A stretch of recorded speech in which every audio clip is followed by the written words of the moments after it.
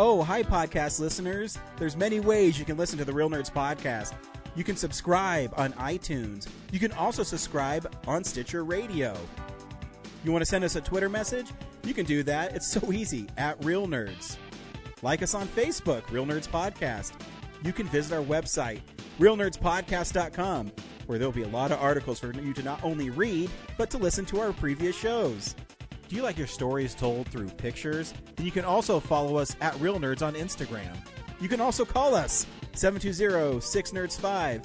Thanks for listening and enjoy the show. Camera, action! Well, a real nerd knows who shot, and a real nerd can follow the plot, and a real nerd can... talk film! I'm sorry. Take it outside.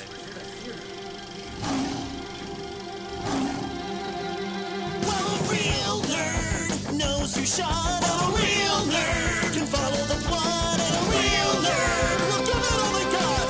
Lights, camera, action! Real nerds. Welcome to Real Nerds Podcast.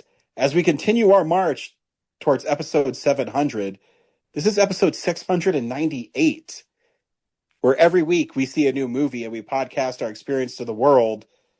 Brad, you're with me on this journey. I am. I have been on most of these, I think the most of these episodes.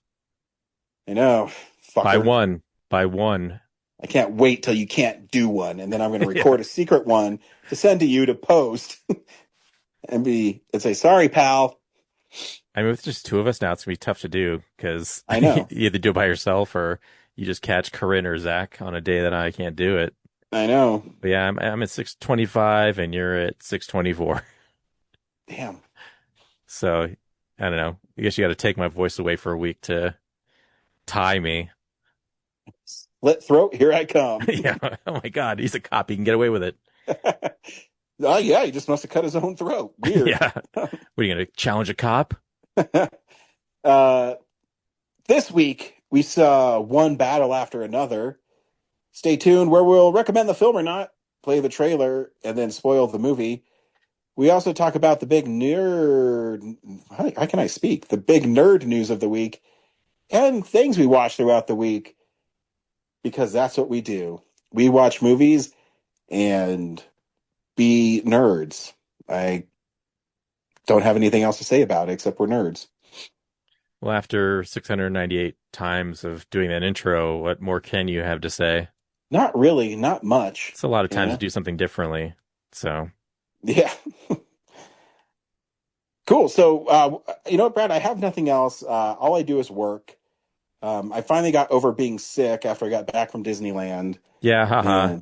Was that the plane? You know, I don't know. Well, my son got sick while we were at Disneyland, and he was a trooper, and he kept going.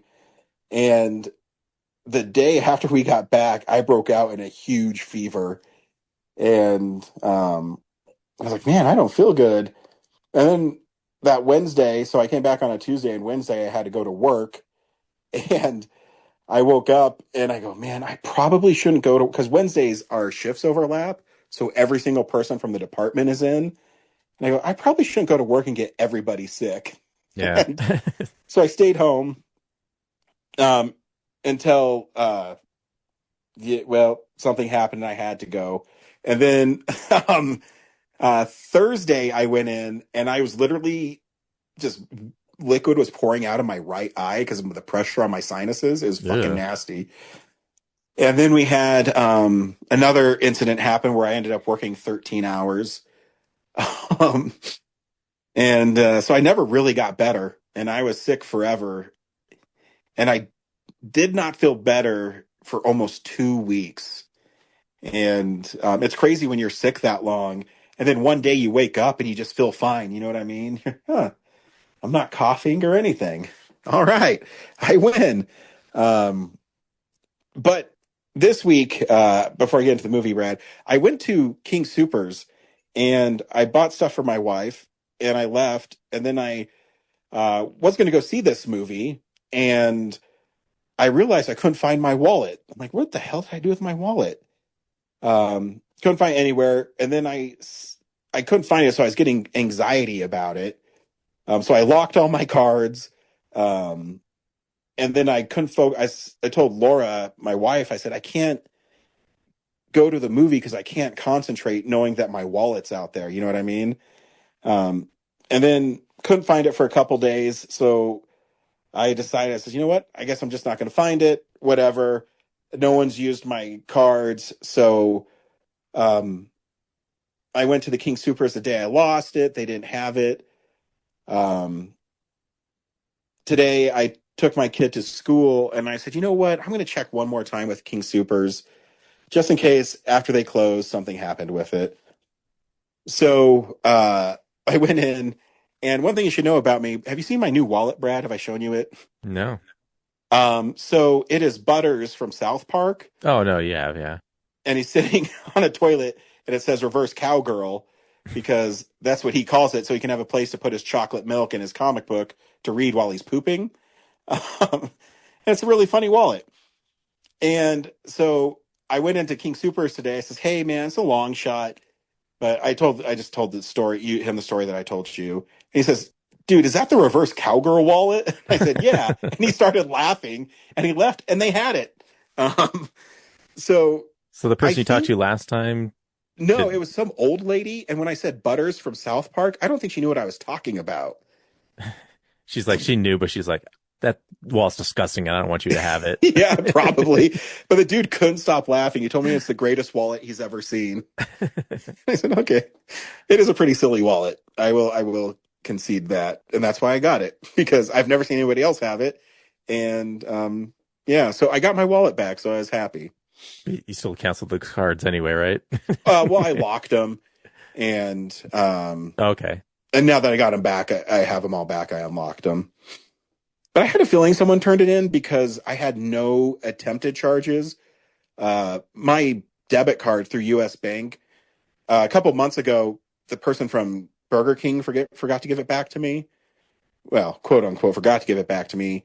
And then I realized they did. And so then I locked it. And when I went the next day to get a new number, a new credit card or debit card from the bank, they said, oh, yeah, someone tried to use it in the ATM a couple hours ago. So Couldn't you that also, card will, you know, like you found it, couldn't you like take a photo of the card numbers and then, return it, be like, hey, this guy lost his wallet. But then like a month from now, be online, find out like, oh, someone just bought a bunch of stuff on Amazon.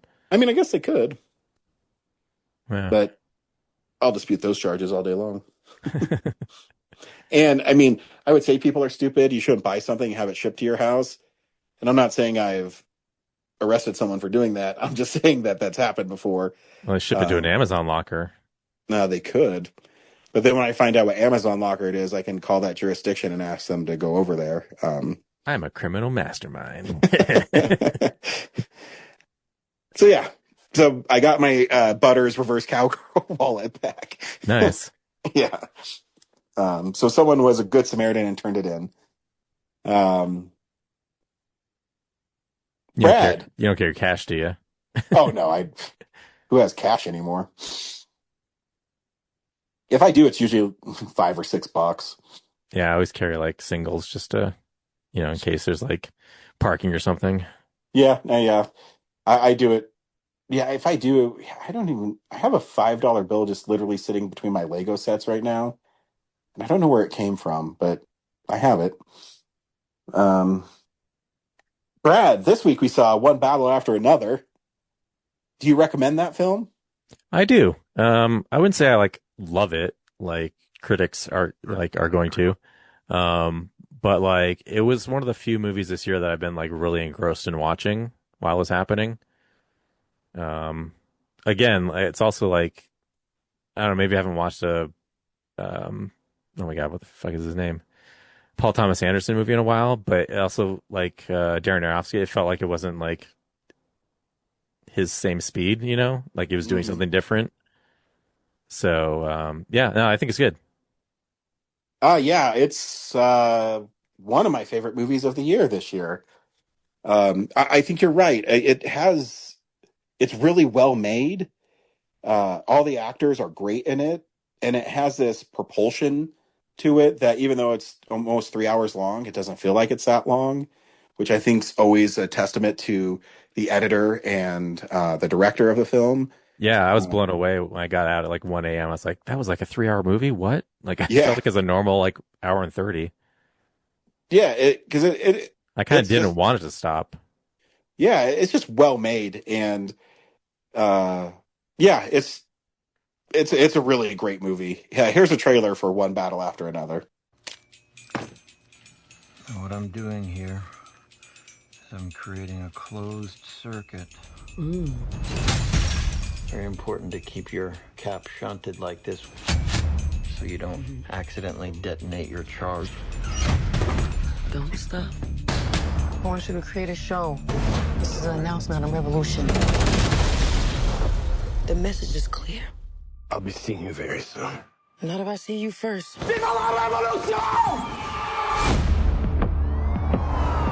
We're bringing justice to the vigilante group known as the French 75. We are here to award Stephen Lockjaw with the Medal of Honor. You have to understand, Willa. Me and Mom used to run around and do some real bad shit. They got hurt. Now they're coming after us. I'm sorry. I didn't ask for this. That's just how the cards were rolled out for me. It's not cards. You don't roll cards. It's dice. Dad, what is wrong with you? You're right. Let's go. I got a tunnel. Oh, what's going on? I need a weapon, man. All you got is goddamn nunchucks. You know where I can get a gun?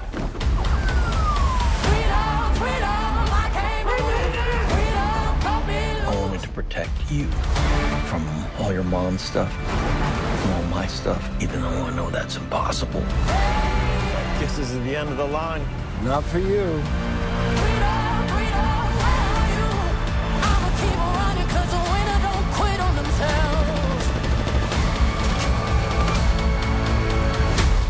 Whoa, who's this? Oh, they're just my friends. Now, is that a he or a she or a they? It's not that hard. They, them. Okay, I just want to be polite.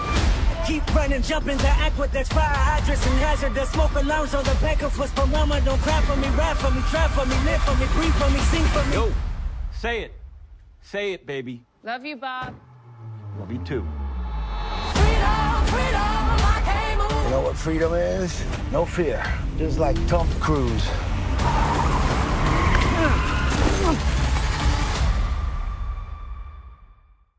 You know, for a 3 hour long movie, it's not as dense as you think it would be. It tells a story, and I always have this argument because people will say, why does a movie have to be 3 hours long? I'm totally cool with a movie being 3 hours long if the story dictates that. You know what I mean? Mm-hmm. Avengers Endgame is 3 hours long. It doesn't feel that long to me. This movie is almost 3 hours long. It does not feel that long to me. Yeah. In it, Leonardo DiCaprio plays a man who is in what would you call them? No, but before he gets in all that, what do we call them? They're The revolutionaries. yeah, like a revolutionaries. They're in a group that doesn't like the tyranny of the mistreatment of people that come to this country. And at one point, they break into a detention facility near the U.S.-Mexico border. They get all the people being housed there out, and they also force the agents that are there into a pen that they're holding the bad guys in. And this one woman named Beverly Hills, who is the girlfriend of Leonardo DiCaprio's character. I forget his original name. I know he becomes Bob. Howard, I think is just I don't know, whatever. But you meet Sean Penn's Lockjaw, Colonel Lockjaw, and there she makes him Perfida get a Beverly boner. Hills.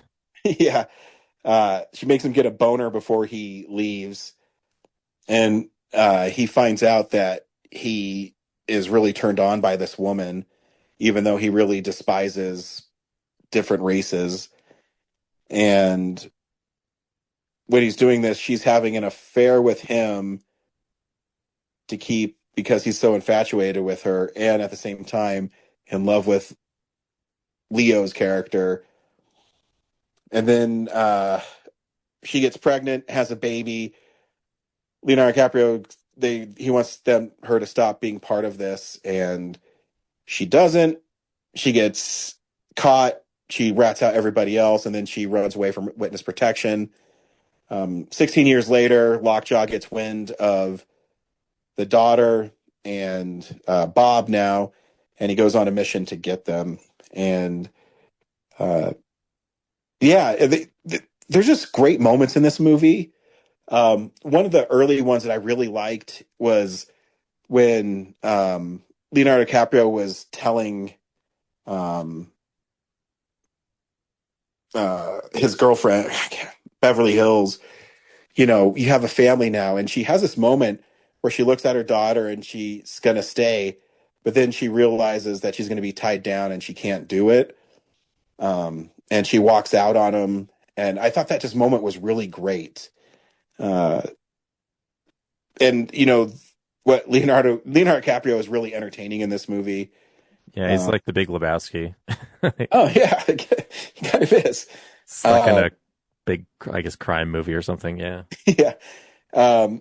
It's funny because 16 years pass and all this shit happens, and he has to go back to his revolutionary ways and all these passwords.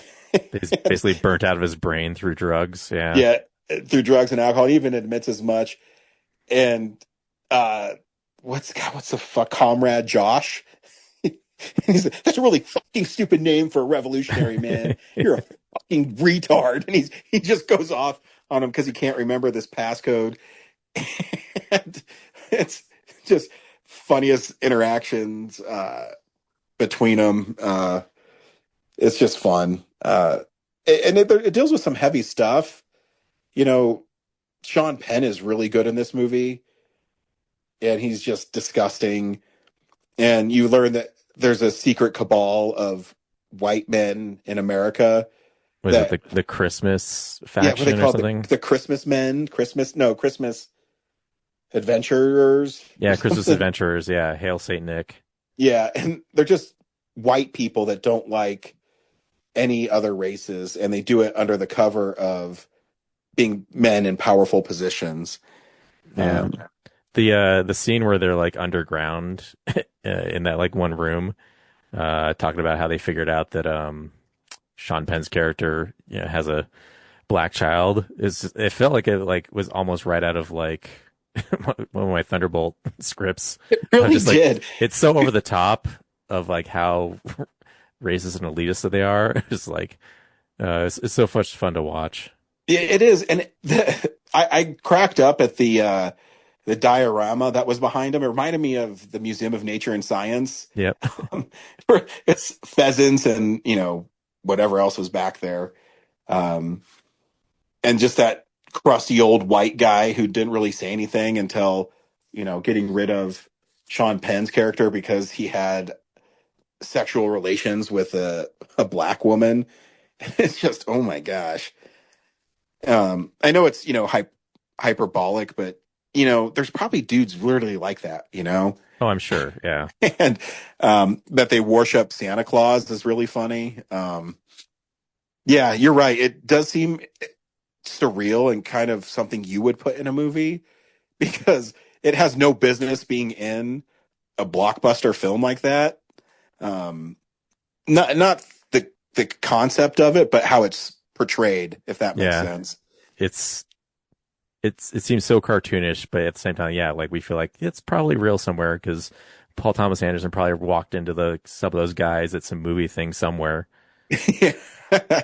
Yeah, but the way it's shot too, because you're right, it's some underground layer. It's this oval shaped long room, and they have one guy who speaks for the old guy at certain points. It's really bizarre, but well done. Yeah, it's the young woman who plays his daughter is great too. That Chase Infinity. Yeah, I mean, everybody in this movie is fantastic. Yeah, when she has to save herself after the bounty hunter, like basically the one guy who develops a conscience tries to save her and gets taken out. But yeah, her whole like escape thing is pretty intense. And then when she so terrified that she almost doesn't even recognize her dad at the end. Yeah. She's so paranoid. Yeah. It's like, oh man, are they gonna kill Leo like right here? Yeah. Yeah, I'm glad they didn't, or Yeah. she gets shot or something. I'm glad they didn't. I laughed really hard when Benicio del Toro takes him in, and then he has to go with his like young skateboarding guys, and they're running across the ropes, and he jumps and he just falls. Oh, that's such a great shot where he falls through the tree and just hits the ground in one shot. I was like, Yeah. When he calls, they call Benicio del Toro, they say, "Hey, Hefe." Yeah, he fell like 40 feet and he got fucking tased and arrested. right, but you got my gun, right? Yeah, it's so funny. Just the way it's set up. And you're right, he's a fish out of water, even though he's, a well-known person for their cause, but he's grown so complacent with the drugs and the alcohol. It's funny.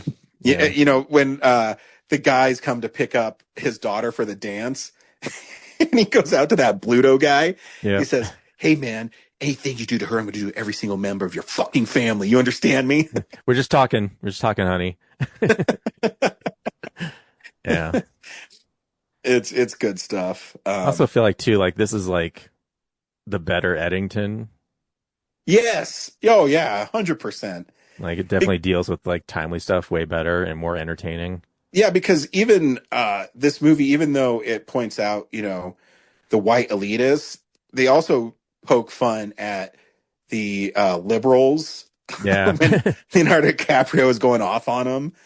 And he's right in both sides, Yeah. And that's a great analogy. Yeah, it's the better Eddington. And how like the revolutionaries, yeah, the first thing they do is, good, but then they quickly graduate to bank robbing.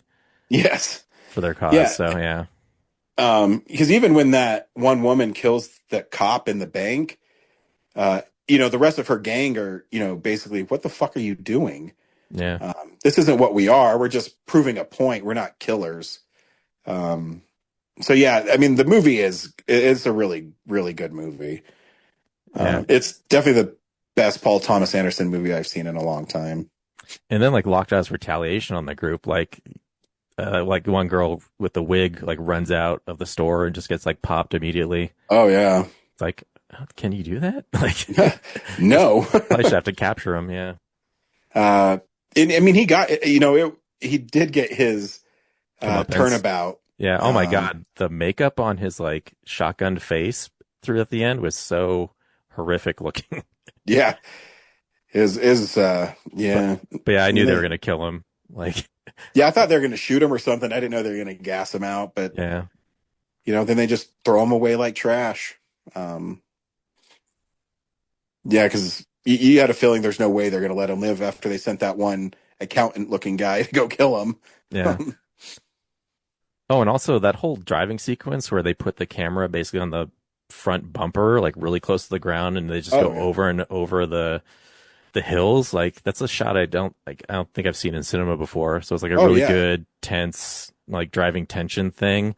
And then the surprise of just like, oh, Willa was so smart to like stop the car. Yeah. And because you're right. The way it's shot, I felt like peering over the humps, Yeah.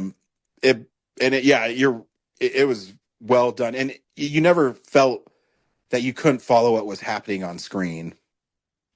Yeah, it was just such a great way to build the tension.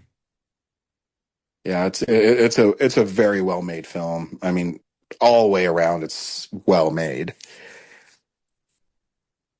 Yeah, that movie's awesome. People should see it. Yep. Yeah, I don't have any big nerd news this week, Brad. Really? Yeah, I can't. Seems impossible. Yeah, I don't know anything that's really happened.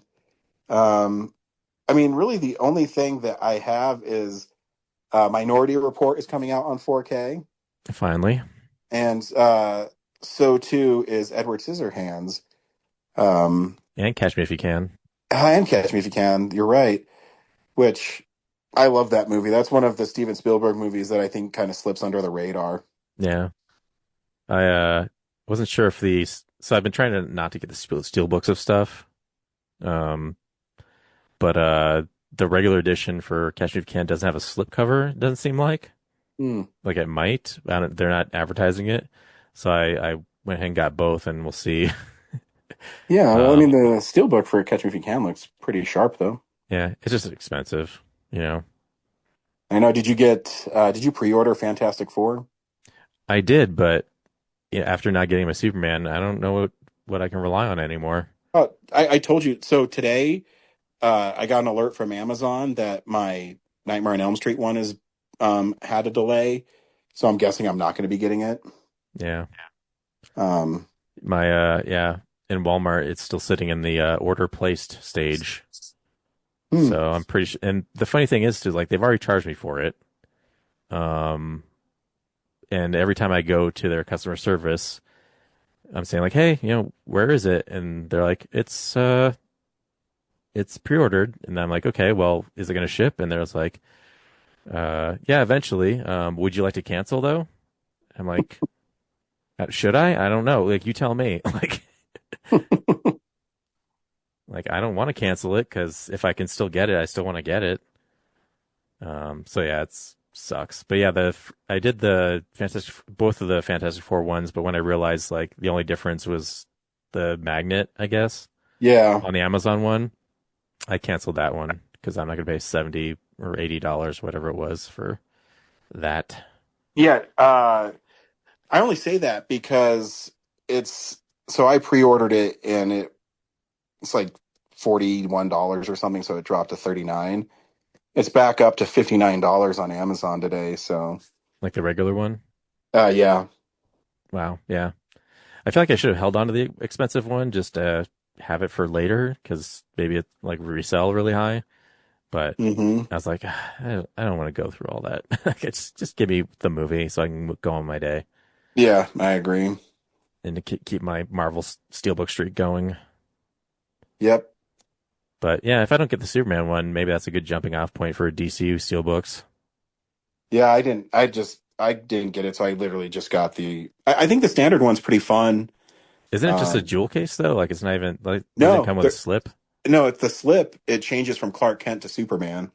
Where'd you get it at? I got it at Walmart. Yeah, I didn't see it. Like I only saw like the blue case version in the DVD. Okay, so if I'm out and about and I see it with a Linklater cover, I need to grab it for you? Maybe. Okay. If I see it, I'll text you and let me know if you want me to get it. Yeah, I know some stores did get the Steelbook, but I don't have the energy to traipse all over Denver Walmarts again. Yeah, no, I like I said, I think the slip cover is really cool. It changes from Clark to Superman, so. Yeah. But the Steelbook glows in the dark. Fuck. Yeah. Yeah, I'll just live with that one. Yeah, or I don't know, maybe we'll wait till the whole James Gunn era is over and I'll just buy whatever box set they put out. Fair. We watch movies throughout the week in a segment I call What We've Been Watching. So, yeah, this is the stuff we've been watching. Brad, how was your week in cinema this week? Oh, boy. I saw one really long movie called Lawrence of Arabia. That is a long movie. The first half is great. Is it? I'm surprised you said that because, man, there's a lot of just people walking and shots of people walking in that first half. Yeah, sure is. I was squirming in my seat. But yeah, overall, like it's for sure like a crazy cinematic epic for 1962 or whatever. Just like, it's like Lord of the Rings, like sized battles with like real people. Yeah. In the frame, Oh yeah, no, it's beautifully shot. It's one of those, again, it's one of those classic movies. It won't make, my top 150, but it's definitely, I think it's better than Citizen Kane. Yeah. Yeah. I don't know. I don't think it needs to be as long as it is. Like again, there's like so much riding camels in the desert in the first half. You're just like, oh my god, just like tell some other short story within the desert, please. But yeah, then it gets like really rushed by the end, where I'm just like, I don't understand. Like, are the British trying to like cut off the power so everyone gets frustrated and leaves in the capital? You know, are they trying to form a new government? Is Lawrence trying to lead it? I don't. Yeah, kind of got lost at the end. And it's just funny that, you know, after all that, he dies by going crazy on a motorcycle. Dude, spoilers. It's in the first. It's in the opening scene. That movie's only 65 years old. Sorry. Yeah, people are still coming to it. Actually, it's probably older than that. I don't even know. 62. So. Oh yeah, 63 years old. Yeah. What'd you watch? Oh, I again am continuing my horror journey. This week it was sprinkled with. Sorry, I lost where I was at. Well, how the turntables have turned. I watched Happy Death Day. Again, trying to find, because Kellen wants to watch scary movies with me. So I'm trying to watch stuff I like that isn't too scary. And that one's pretty fun. And it's a slasher movie he can watch. You know, I really like that movie. It's fun. You know, the story, why she's stuck in a time loop, doesn't make sense. I haven't watched Happy Death Day to You, in a while. And I know they kind of explain it there.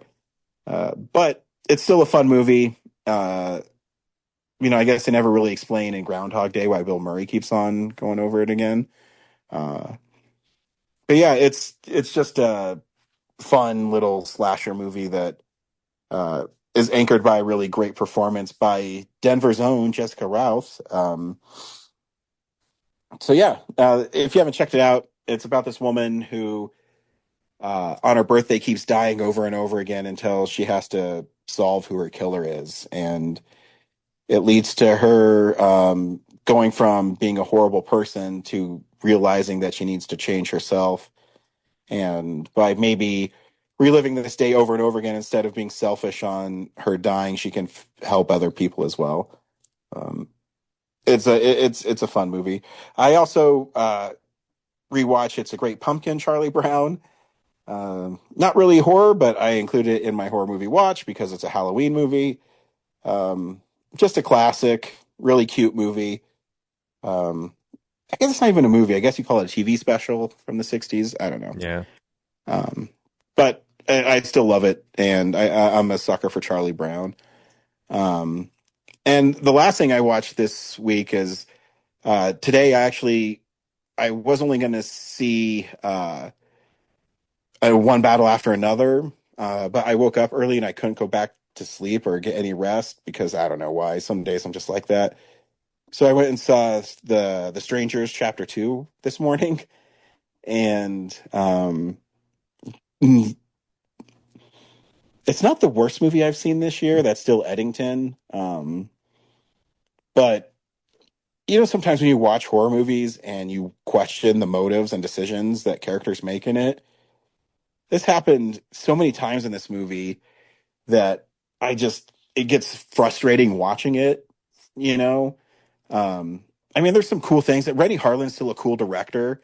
The coolest idea they had in this, I mean, I don't know if you're ever going to see it, Brad, so I'm going to spoil a little bit of it. I probably will. Oh, you will see it? Yeah, I need something to watch, so. Okay, so I won't spoil it. Yeah. But there's this one really cool scene that's a little unexpected, that deals with an animal, and it's just because it's different, it's cool. But there's a there's a couple decisions that the main character makes that I just shake my head. It's just so dumb. Just one example. There's a part where she's being chased by the strangers, and she goes into a bathroom and she can't get out the window because there's those bars in the front of it. So the strangers stop banging on the door trying to get in. So remember, she's in a bathroom, so there's only one way they can get in and out. So after they stop doing it, she just opens the door and goes out where they were in. You know what I mean? Because she doesn't hear him anymore?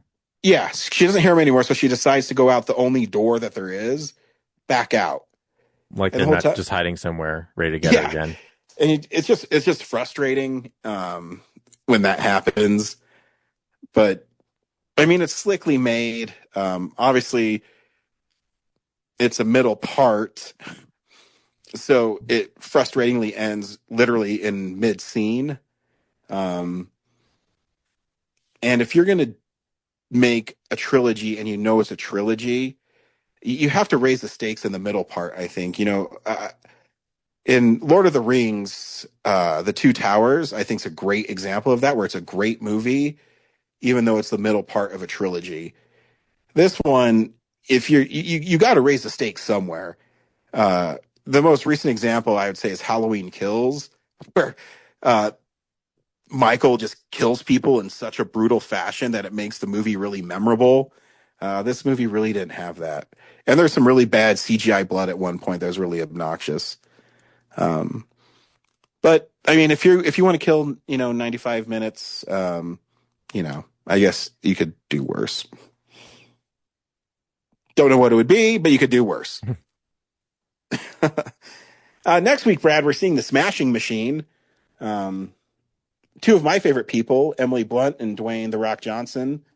It's like they made the movie just for you. I know, it's the Jungle Cruise redo. Oh yeah, I guess so.